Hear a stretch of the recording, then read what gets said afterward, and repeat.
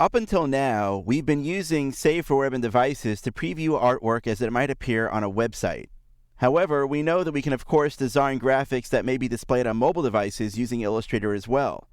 For example, I already used Device Central to generate the correct file sizes necessary for a wallpaper design, maybe for a BlackBerry Storm device, which I have right here on my screen. And now I may want to preview what this is going to look like on that BlackBerry Storm device. So I'm going to use Save for Web and Devices to actually allow me to preview this directly in Device Central. So I'm going to go to the File menu. I'm going to choose Save for Web and Devices.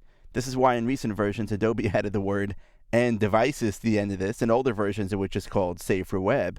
And at the bottom over here, I can choose now to launch Device Central. Of course, first I'd want to make sure that this image is going to be set to the right settings. So for example, maybe I want this to be a JPEG. So I'll choose JPEG and let's do maybe very high. Get some nice quality here. That looks okay. Now I'll click on Device Central, which opens up the application and previews that image on a device. Right now where it says Info, content type is set to wallpaper, and I can choose maybe full screen or other ones, but this is actually being designed as wallpaper.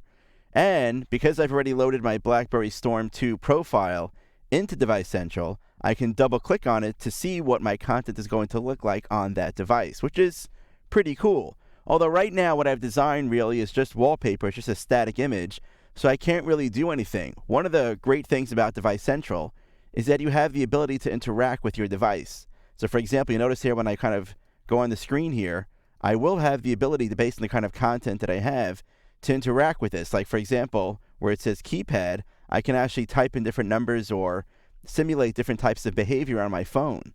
So let me give you an example of that. Where I go to display, for example, right now I'm seeing what this looks like when the backlight is set to 100%.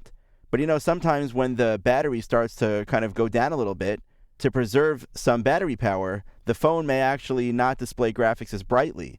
So you can actually see what this artwork would look like when the backlight is kind of turned down. In addition, you know, sometimes mobile devices are being viewed outdoors.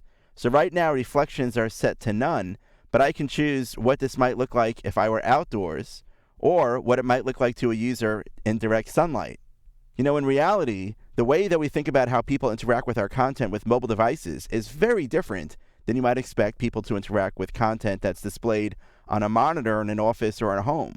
So Device Central has all these settings that allow us to really get a better idea of what our content is going to look like. So maybe, for example, we can add more contrast, use more brighter or vibrant colors, or adjust our content in a way to try to ensure the content that we create is going to be viewable and accessible by the person who's reading it.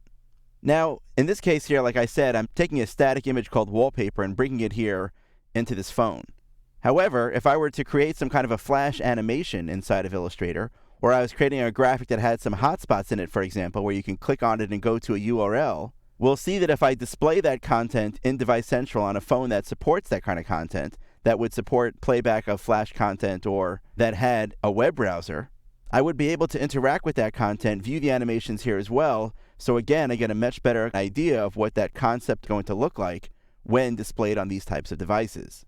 In fact, we can almost think about Device Central as if it were Save for Web, but specifically for devices. So if you know you need to create content that's going to be displayed on those devices, you can use Device Central in the beginning to first create your artwork, and now also towards the end of your workflow to preview and test that content to make sure that it looks great.